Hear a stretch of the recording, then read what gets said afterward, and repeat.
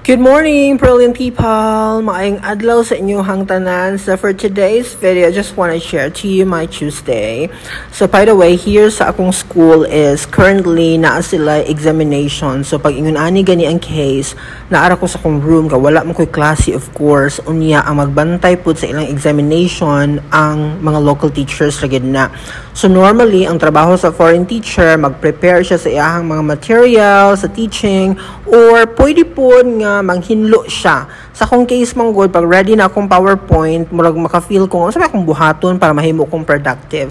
So as of the moment, I'm showing to you kung unsa ko manghinlo sa akong room. Actually, na ay students here nga mo help na ko every afternoon. Pero unsahay man good because gamay ra kay time nga ilahang mahatag sa ako So dili gina siya ma-thorough ang paghinlo. So if I have my time, just for example today, nga grabe gid ako akong vacant time kasi whole day ko karon nga walay klase. So nahuna-hunaan ako nga hinluan ako ang some parts or kung asay kaya nako mahinluan, okay, diri as akong mismong classroom para inigabot sa akong mga students, for example, karong ugma na naman ko'y klase.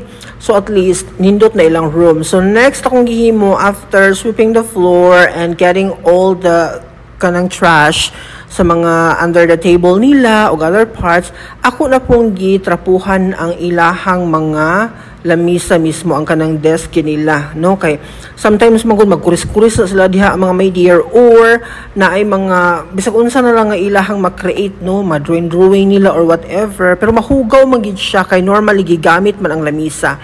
So isa po na siya sa akong ginahinluan.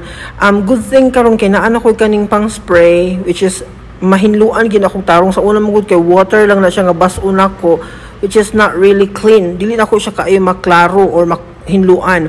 So it's good to have this one kay medyo clear na kaayo ang ako ang or mahinluan gid ako siya tarong. So kana ako siyang hinluan tanang table. Siguro naa sa mga 30 plus ni siya kalamisa here kaya maora man na usual akong students.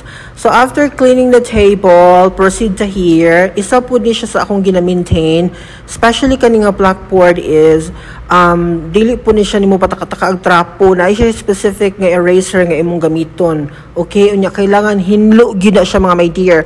Dili pud pwede nga for example gisuwatan na nimo siya today unya the following day na nimo siya erase. No, dili siya maayo. Dapat after nimo paggamit na erase gid nimo siya.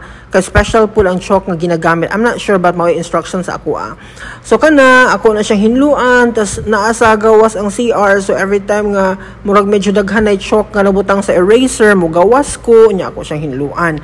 Then napo ko'y cloth nga ginagamit, which is ako po na siyang ginatrapo ana nga part.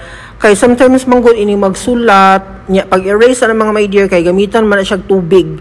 Katong spray nga yung nakita mo to gamiton nako to erase the words or kanang gigamit ako nga chalk. Okay, kailangan na siya bas og tubig. So magkalupiti gina nga part diha sa kana akong gitrapuhan nga nakita ninyo na. So kailangan pod ako na siyang hinluan. Maintain gina siya.